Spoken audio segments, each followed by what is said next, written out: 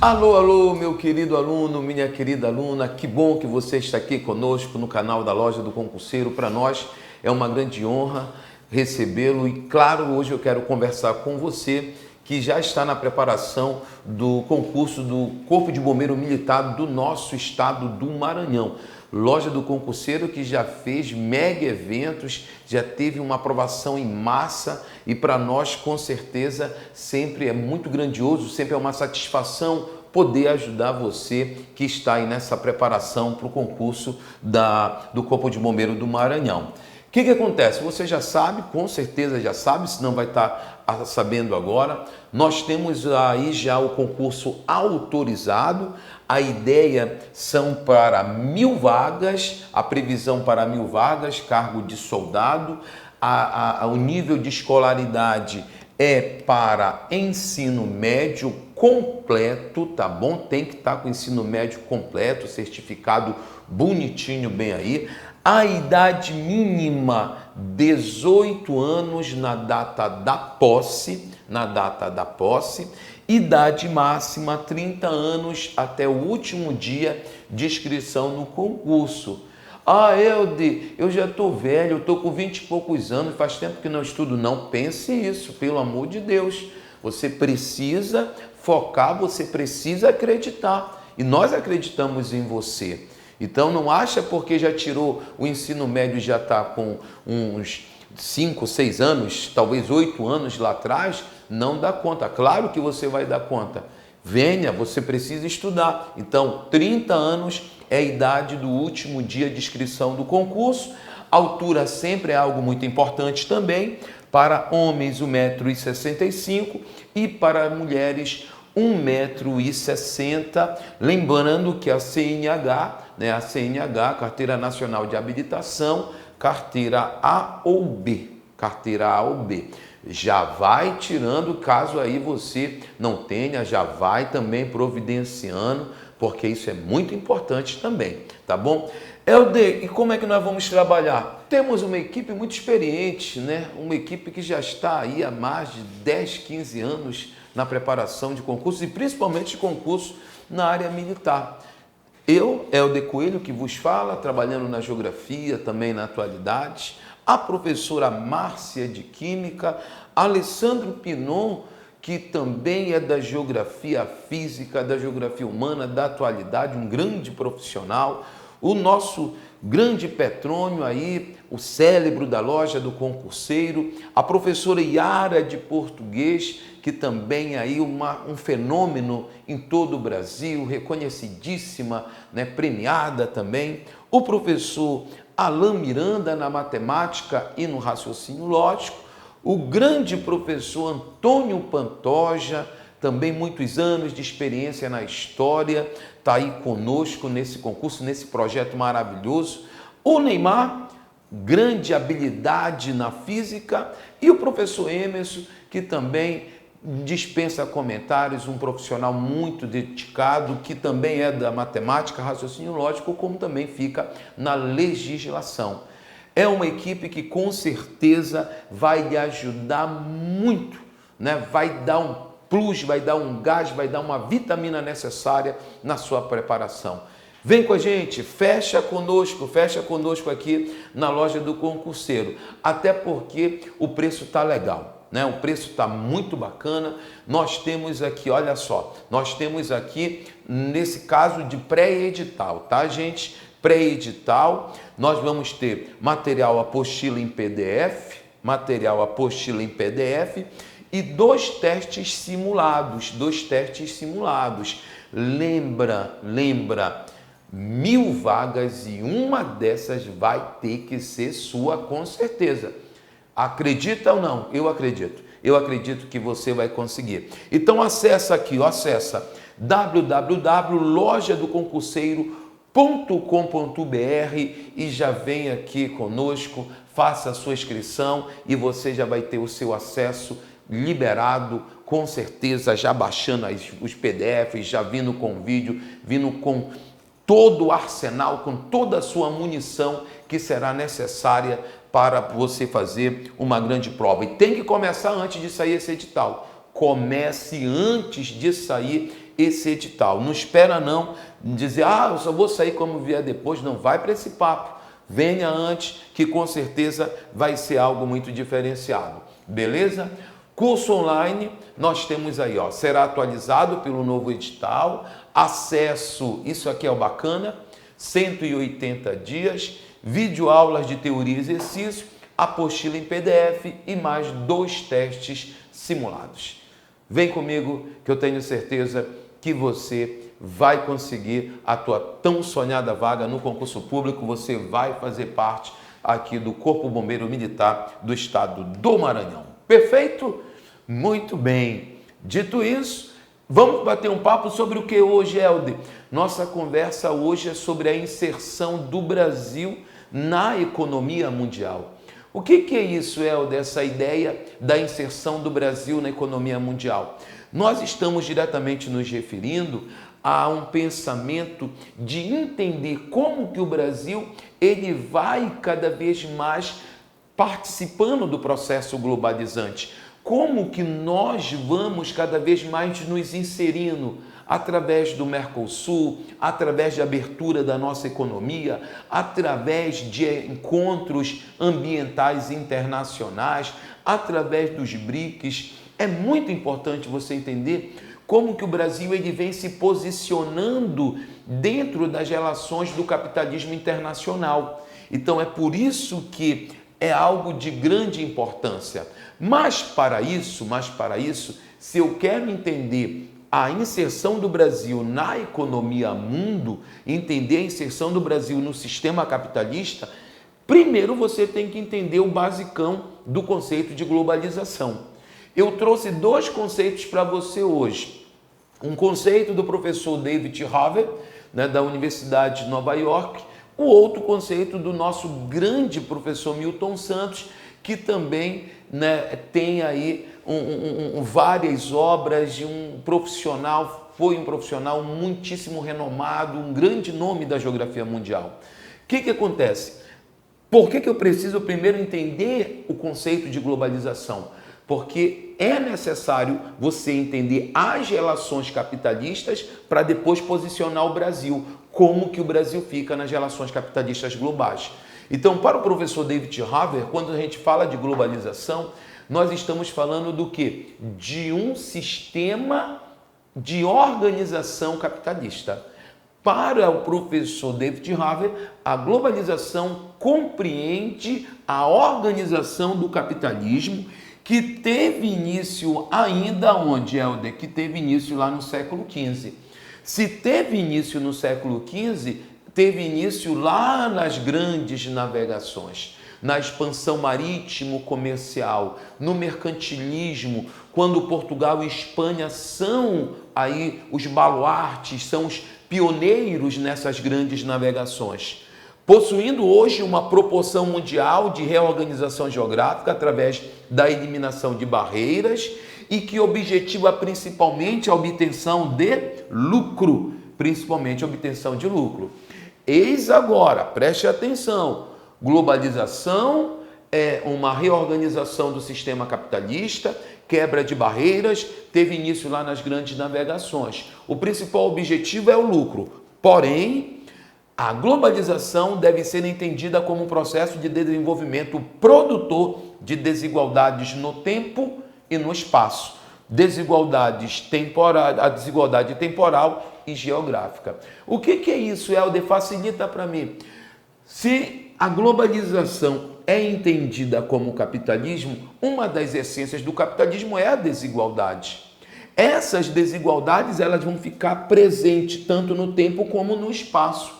Você, então, quando observa bem aqui as relações capitalistas iniciais em 1500, como é que o Brasil está se inserindo na economia mundial em 1500? Fornecendo o quê? O pau-brasil, depois a cana-de-açúcar, a produção do ouro, as drogas do sertão. Nós já vamos ser inseridos na economia mundo como fornecedores de matérias-primas, como fornecedores dos recursos naturais. Quando você traz isso para o século XXI, o Brasil praticamente continua com as mesmas características. Só que agora nós vamos aprimorar essas características de fornecer para a economia mundo o que, Helder? Minério de ferro, cobre, bauxita, carne suína, carne bovina. Nós vamos aprimorar a venda dos nossos recursos, dos nossos commodities e produtos primários para os países mais centrais do capitalismo. Só que tem que ficar na sua cabeça que isso gera desigualdades, que isso vai gerar problemas sociais, que isso vai gerar problemas econômicos, que isso pode gerar dependências financeiras. As marcas das desigualdades, elas vão ser impressas justamente ao longo do tempo. Por que o planeta Terra está diminuindo aqui dentro dessa imagem? Porque a globalização com a revolução tecnológica vai trazer uma ideia de compressão do espaço. Aí vem então o importante conceito do professor Milton Santos. O Milton Santos, então, ele vai apimentar a discussão. Por quê? Olha como ele fala: a globalização constitui o estágio supremo da internacionalização e ampliação em um sistema mundo de todos os lugares e de todos os indivíduos, embora em graus diversos. Está todo mundo globalizado, todos os lugares, todos os indivíduos, todas as pessoas, porém não com a mesma intensidade, não com a mesma velocidade e não da mesma forma. A maneira como a população do Maranhão se globaliza, a maneira como a população brasileira está inserida na economia mundo, não é a mesma forma como um europeu, não é a mesma forma do que alguém dos Estados Unidos. É por isso que todo mundo se globaliza, por isso que é sistema mundo, mas todo mundo com a mesma intensidade, todo mundo com a mesma velocidade, não. De repente, os nossos jovens estão aprendendo empreendedorismo ainda numa base muito ruim, né? Ainda aprendendo um empreendedorismo para ver como que isso funciona. Talvez um jovem da sua idade está aprendendo o empreendedorismo, como operar na Bolsa de Valores de Nova York, como operar na Bolsa de Valores de Tóquio. São formas totalmente diferenciadas. E aí o Milton Santos acrescenta, é aí que ele vai acrescentar para a tecnologia. Aí vem a ideia de compressão do espaço, porque ele diz: o meio técnico, científico, informacional é a cara geográfica da globalização. Então ele afirma que é o desenvolvimento científico-tecnológico que vai ser o grande responsável pelo processo globalizante. Então, desta forma, o que nós temos? Unindo os dois conceitos, pegando lá que a globalização começa nas grandes navegações, passando então pelo capitalismo comercial, avançando pelo capitalismo industrial, a primeira e a segunda revolução industrial, passando por uma evolução de um capitalismo financeiro monopolista, até chegar no momento atual. Então a globalização vai representar toda esta trajetória do capitalismo. Eu vou até apagar bem aqui, porque eu quero te dar esse presente, Eu quero que você bata a foto daqui, Isso aqui é muito, muito importante. Isso aqui é para olhar todos os dias, e você ir percebendo como que o Brasil vai se encaixando nos diferentes momentos da economia mundial. Lá no início das grandes navegações, o pau-brasil, a cana-de-açúcar. Na segunda revolução industrial, saindo muita borracha da Amazônia por conta do desenvolvimento do setor automobilístico. Quando você chega aqui no momento da década de 50, aí você vai pensar Juscelino Kubitschek, e Juscelino Kubitschek abrindo a economia brasileira para a entrada de grupos internacionais do setor automobilístico. Vargas também antes dele, avançando na atividade industrial de 29 para 30. Os militares avançando com atividade industrial. Guerra Fria, termina a Guerra Fria, os conceitos então começam a pipocar. Globalização, mundialização, internacionalização, planetarização da economia, e todos esses conceitos vêm em virtude basicamente do que? Da ideia da tecnologia sustentando o processo globalizante. Então, unindo os dois conceitos do David Harvey e do professor Milton Santos, nós vamos então entender a evolução do capitalismo, e esta evolução do capitalismo, ela então é sustentada pelo meio técnico científico informacional. E o meio técnico científico informacional, ele vai ser a base da globalização. E atrelado a essa evolução do capitalismo, nós vamos vendo como que o Brasil vai ele vai se aprimorando, como que o Brasil vai se consolidando dentro da economia mundo. Desde a primeira divisão internacional do trabalho, na relação pau-Brasil, na produção da cana-de-açúcar, sendo mandado para a Europa, depois vamos mandar borracha, depois nós vamos mandar café, e hoje nós continuamos mandando carne bovina, carne suína, mandamos minério de ferro, cobre, estamos mandando matérias-primas e recursos naturais a um preço extremamente barato, e estamos comprando tecnologia extremamente cara. Isso é o chamado desenvolvimento desigual e combinado, que é uma grande marca do processo globalizante. Então, Helder, eu posso já afirmar que o Brasil vai se inserindo na economia mundo, o Brasil vai se inserindo, uma das formas de inserção do Brasil na economia mundo é justamente acabar vendendo as suas matérias-primas e os seus recursos naturais a um preço muito barato. E os impactos disso tudo vão ficar por aqui? Sim. Os impactos das desigualdades, grandes problemas ambientais também vão acabar existindo. Então, é evolução da divisão internacional do trabalho. A base disso tudo, a revolução tecnológica.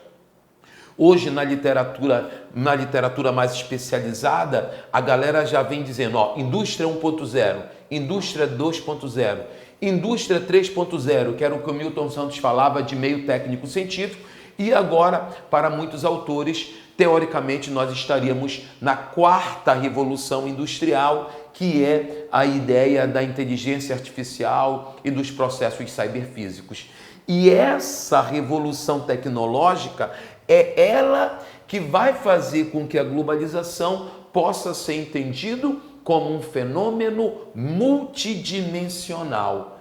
Por que é um fenômeno multidimensional? Porque a globalização ela é produtiva, principalmente quando nós vamos observar a expansão das multinacionais.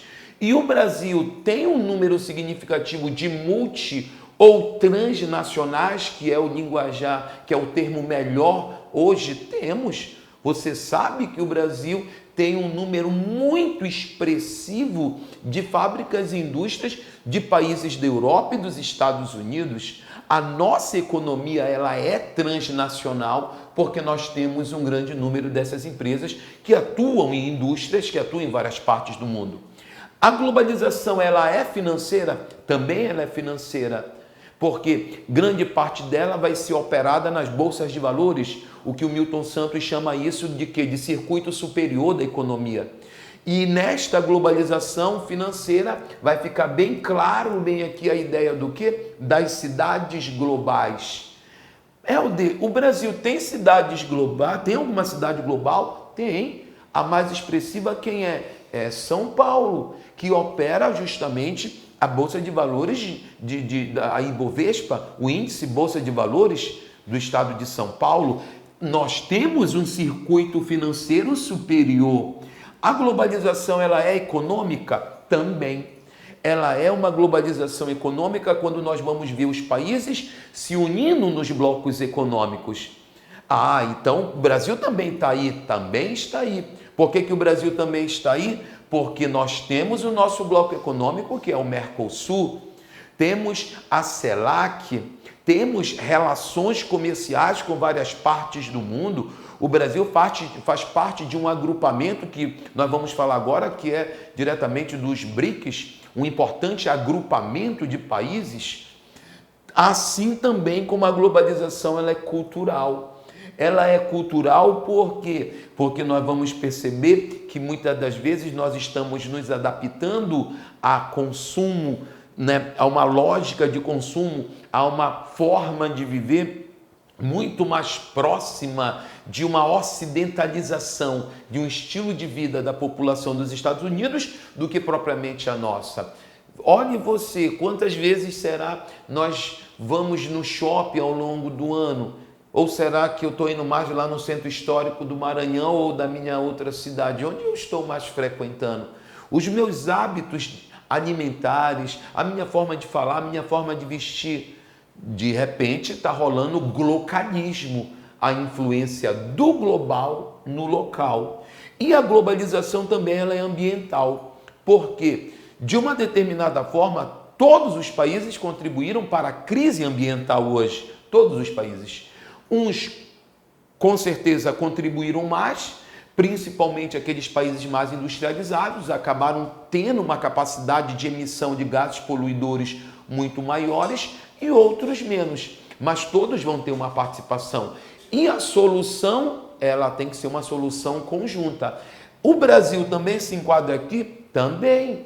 Tanto que nós vamos sediar em Belém a COP30, é exemplo também disso. Então percebes comigo como o Brasil ele está inserido neste fenômeno que é multidimensional. É isso que é a inserção do Brasil na economia mundo. Entender a entrada de grupos estrangeiros, entender que nós estamos também com a nossa Bolsa de Valores, entender que o Brasil faz parte do Mercosul, entender que nós somos totalmente influenciados por uma cultura, muitas das vezes, que vem de fora, entender que também nós estamos aqui na vanguarda do debate ambiental, já que nós vamos sediar uma COP30 daqui a pouquinho. Perfeito? Então é dentro dessa escala que nós vamos perceber. Por isso que eu trouxe, olha só como fica. A integração do Brasil ao processo de internacionalização pode ser cristalizado quando nós olhamos para o Mercosul, que é um importantíssimo trampolim de desenvolvimento, de venda de nossos produtos. O Brasil, bem aqui nos BRICS, que também ampliou o seu número de participantes. O Brasil está entre as 20 maiores economias do mundo. O Brasil também está nesse importante fórum de debate, que é também um debate para integração comercial na América Latina, a CELAC, a Comunidade Econômica Latino-Americana e Caribenha. E o Brasil também está no debate ambiental, já que nós vamos sediar a COP30 daqui a pouquinho. Como outras também nós já sediamos lá no passado, a ECO 92, a Rio+20, agora a COP30. Perfeito? Então, quando nós falamos do Mercosul, não esqueça, um bloco já com mais de 30 anos de existência, criado no dia 23 de março de 1991, inicialmente Brasil, Argentina, Paraguai, Uruguai, e depois nós vamos ter a entrada da Venezuela. É onde a Venezuela não saiu do Mercosul? Não, a Venezuela ela está suspensa do Mercosul, tá bom? Um bloco muito importante porque o Brasil é a principal liderança do bloco. É o país que tem a maior capacidade de comércio, maior capacidade de infraestrutura, uma grande capacidade de venda dentro do bloco. Por isso que o Mercosul também é uma importante expressão nossa. Lembrando que o Mercosul ele vai se caracterizar como uma união aduaneira. A união aduaneira é quando nós vamos então estabelecer a tarifa externa comum, um imposto a mais para produtos de países que não fazem parte do bloco. Tá certinho? Olha bem aqui a união aduaneira, olha a união aduaneira. O Brasil, que vai ter os seus membros plenos, aqueles que assinaram efetivamente o Tratado de Assunção, e os outros que são países associados, né? Como é o caso do Chile, Peru, Bolívia, Colômbia, Equador. O México é país observador. Então, o que nós temos bem aqui? Para quem está no Mercosul, reduz ou elimina os impostos. Para produtos de países que não estão no Mercosul, cobra-se então o quê? A tarifa externa comum. Essa é uma característica fundamental do Mercosul, que é a questão da união aduaneira. Tem que ficar muito atento para isso. Outra ideia que também é muito importante, que também cristaliza, sedimenta muito bem o Brasil nas relações econômicas internacionais, é analisarmos bem aqui o BRICS, né? Quando nós falamos dos BRICS, nós estamos falando, inicialmente eram só 4 países, depois de 10 anos é que nós vamos ter a entrada da África do Sul. É um termo de um economista chamado Jim O'Neill, que vai dizer, olha, se essa galera começar a trabalhar junto, eles têm tudo para crescer. Foi o que aconteceu. Inicialmente, Brasil, a China, Índia e Rússia. 10 anos depois veio a África do Sul, por isso que nós temos então o Szinho, né? Os BRICS, que já estão com 20 anos de existência. O que caracteriza isso, Helder? O que caracteriza esse agrupamento que o Brasil faz parte? Grande extensão territorial, todos os países apresentam grande extensão territorial, são populosos, automaticamente dá para se perceber a ideia de grandes mercados consumidores, são ricos em recursos naturais, são emergentes no sentido de que, do ponto de vista econômico, eles se destacam bem, mas eles apresentam um grande desafio, que é um desafio de melhora de índice de desenvolvimento humano, né? São países emergentes e são países com economias transnacionais, já que também nós vamos perceber o número de empresas, né, de indústrias ou fábricas transnacionais atuando em várias partes do mundo, também estão presentes aqui. Isso aqui é muito importante. Lembrando que este bloco, né, aqui o agrupamento está passando por um processo de expansão. Perfeito? Essa expansão, né, já estava sendo trabalhada, né? É uma expansão que muitos alegam que ela representa muito a questão aqui de uma vitória da China.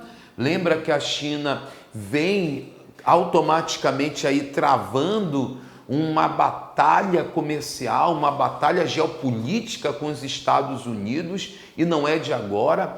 Aí, recentemente, problemas do TikTok, que é chinês, com possíveis e possibilidades enormes de proibição, né, nos Estados Unidos. Então, isso aí é algo muito interessante. Quando a China ela consegue colocar mais países dentro dos BRICS, e também, claro, que isso contou muito com o apoio do Brasil, isso fortalece e muito a integração. Primeiro porque já tem um banco bem aqui.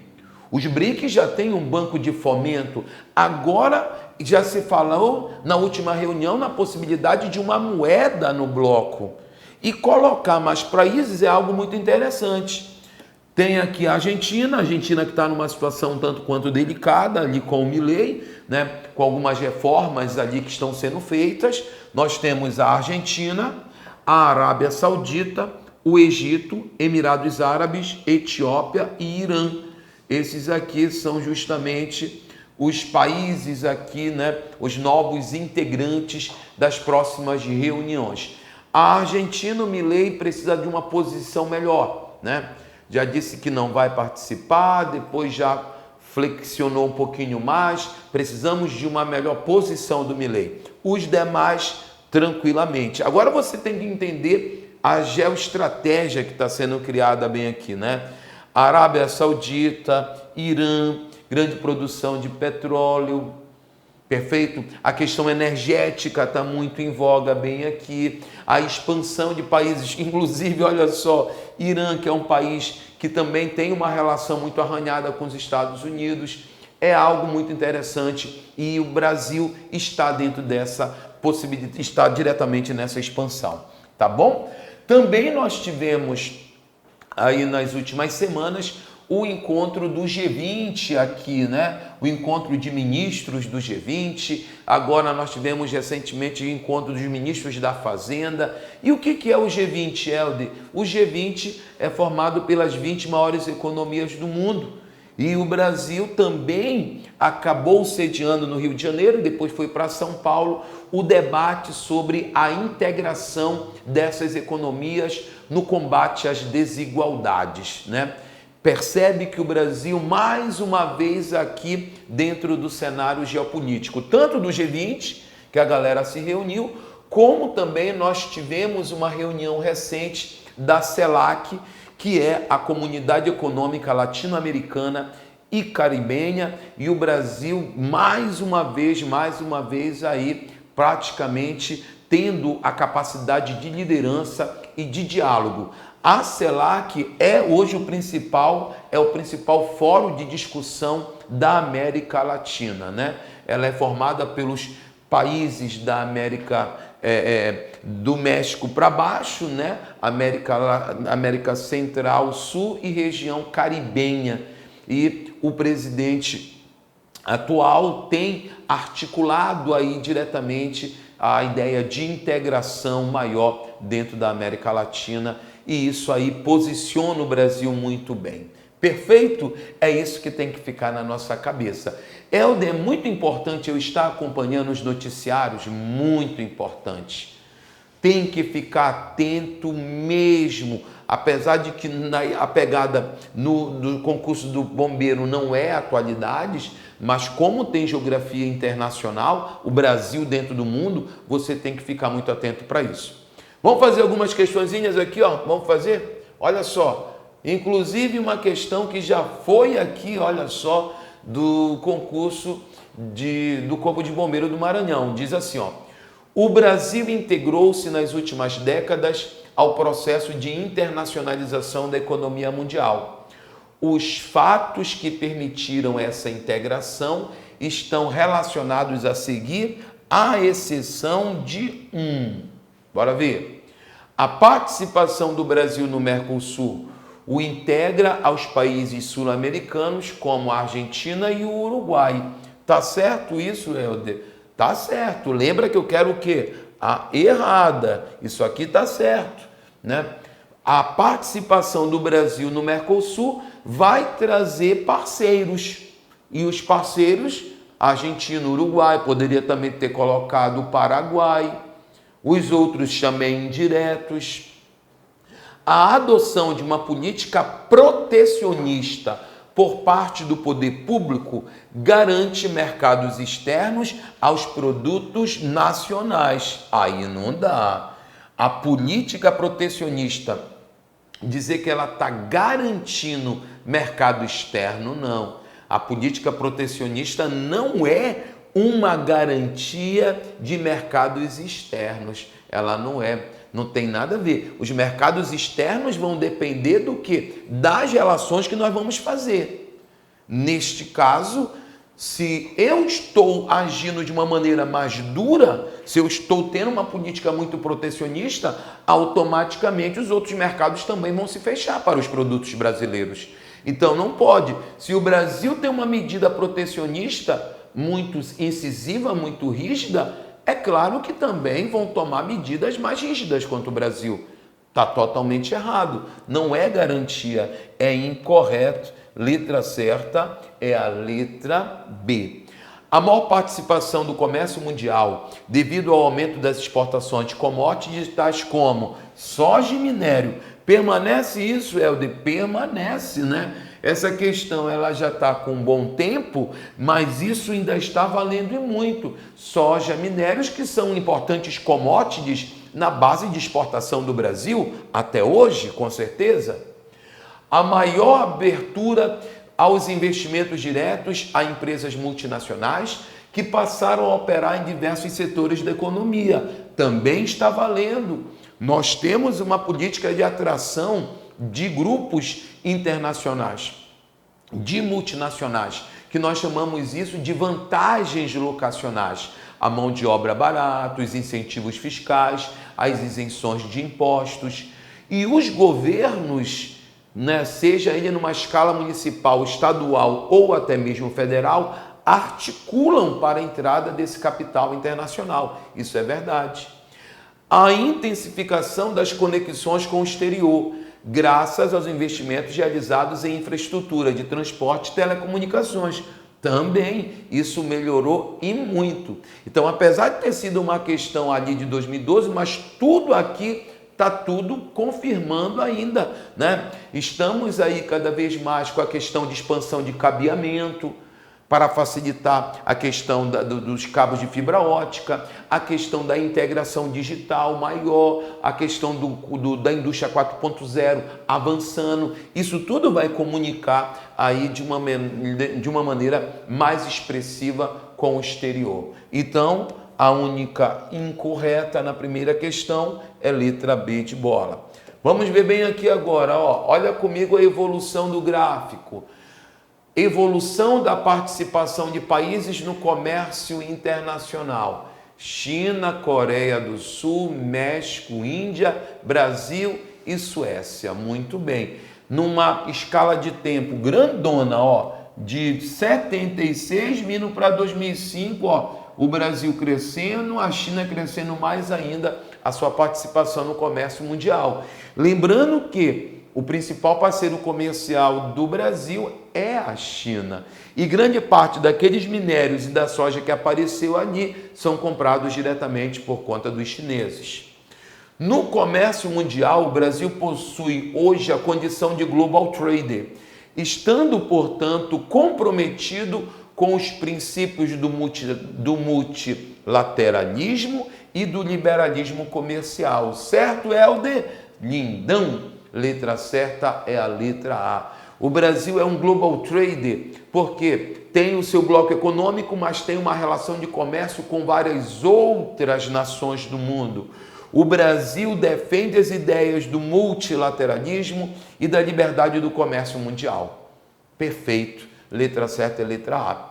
A partir da metade da década de 90, com o aumento da participação de produtos básicos e semi-manufaturados na pauta de exportação brasileira, o Mercosul passou a ser o principal parceiro comercial do Brasil. Não. Tem um papel significativo, sim, mas não como principal parceiro. Não dá. Enquanto na pauta de exportações brasileiras para a União Europeia e Ásia predominam produtos altamente industrializados, eu te pergunto, o Brasil está exportando para a União Europeia e Ásia produtos altamente industrializados ou nós estamos mandando matérias-primas e recursos naturais? Matérias-primas e recursos naturais. Não pode. Os países do NAFTA, que hoje é o SMCA, Estados Unidos, Canadá e México, e da América do Sul, absorvem principalmente produtos manufaturados do Brasil. Não tem nada a ver, está tudo errado essa questão, tudo muito errado. Olha a letra D. A redução das metas de crescimento da economia chinesa é fato positivo para a economia brasileira. Claro que não. Se a China frear o seu processo de urbanização, que está muito acelerado, e se ela frear os ritmos do seu crescimento, é claro que isso não é positivo para o Brasil, porque ela vai deixar de comprar mais. Então, o Brasil pode sim sentir muito se a China der aí um freio no seu crescimento econômico de uma maneira muito brusca, ou até mesmo quando for o processo de urbanização ele acabar se tornando mais lento, pode ser que também seja muito ruim para o Brasil. Claro que quando eu falo muito ruim para o Brasil, eu estou falando para o setor industrial brasileiro. Para o setor industrial. Eu estou falando para as mineradoras, para o setor agropecuário, porque vão vender menos, tá bom? Então não é positivo isso aqui para a economia brasileira, porque a China é o nosso principal parceiro. O Mercosul responde por cerca de 40% das exportações brasileiras, o que revela a forte dependência comercial do país em relação ao bloco. e justifica aumento de investimentos privados nos países do Mercosul. Também não justifica, e esse número está muito aloprado bem aqui. Não justifica e o número de 40% está muito aloprado. Não dá. E a nossa terceira e última questão, nesse papo que eu tenho certeza que nós vamos voltar mais ainda para conversar, novas dicas, novas conversas, eu tenho fé em Deus que nós vamos voltar sim. Fica assim, ó. O mapa abaixo representa o núcleo geoeconômico do Mercosul. Aí nós temos, ó, Brasil, Argentina, Paraguai, Uruguai, as importantes cidades do lado da Argentina, Buenos Aires, Rosário, Córdoba, Mendoza. Do lado brasileiro, nossas importantes metrópoles, como São Paulo, Rio de Janeiro. E as capitais, Montevidéu e Assunção. Aqui, ó, aqui é justamente o coração econômico do Mercosul, é exatamente aqui. É aqui que se dá as grandes relações comerciais, é aqui que se dá as grandes relações aí de comércio, tá bom? Fica assim, isso aí é o chamado Mercosul de fato. De fato, o Mercosul ocorre aí. Um dos eixos naturais de integração entre os países que compõem o Mercosul é a usina de Itaipu, no Rio Paraná, que fornece energia para Brasil, Argentina e Paraguai. Não, ela é binacional e não trinacional. Está totalmente errado essa ideia. Apesar de não serem membros do Mercosul, Chile e Bolívia apresentam elemento que os integram territorialmente ao núcleo geoeconômico. Não. Principalmente a Bolívia, que tá lá em cima, né? A Bolívia, que está aqui na Amazônia Internacional, ela não está lá no núcleo, está errado.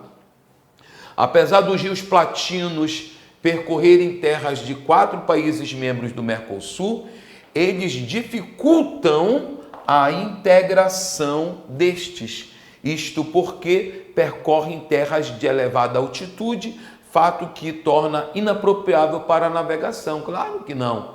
É muito importante avançarmos no deslocamento de produtos e mercadorias pelas nossas bacias hidrográficas. O deslocamento pelos rios é até muito mais barato do que pelo sistema rodoviário. Ele é mais lento, sim, mas quando você tem uma integração hidroviária, pode facilitar e não dificultar. Não pode. Ou é a letra D ou a letra E. Neste núcleo estão as principais metrópoles brasileiras e o principal parque industrial, bem como importantes áreas agropastoris, sendo considerado um espaço de grande dinamismo econômico no contexto latino-americano, com certeza absoluta. Letra certa é a letra D. Este núcleo geoeconômico, área avançada do ponto de vista industrial, do ponto de vista da agropecuária, é um coração econômico importante da América Latina. Onde é o erro na letra E? Neste núcleo estão localizadas importantes áreas econômicas, como é o caso da Patagônia, não. Patagônia fica lá no extremo sul da Argentina. É uma área que já está fora do núcleo. E do Chaco paraguaio, que possui destaque nas atividades pastoril e industrial. Não pode, principalmente pela Patagônia, que está lá no extremo sul da Argentina. É uma área que não está dentro desse núcleo. Perfeito? O que eu faço agora? Eu só quero te agradecer. Continua sempre conosco aqui na Loja do Concurseiro, que sempre nós vamos ter grandes novidades e nós vamos estar aqui sempre para dar aquela força, aquele apoio, porque você vai conseguir a sua aprovação. Valeu!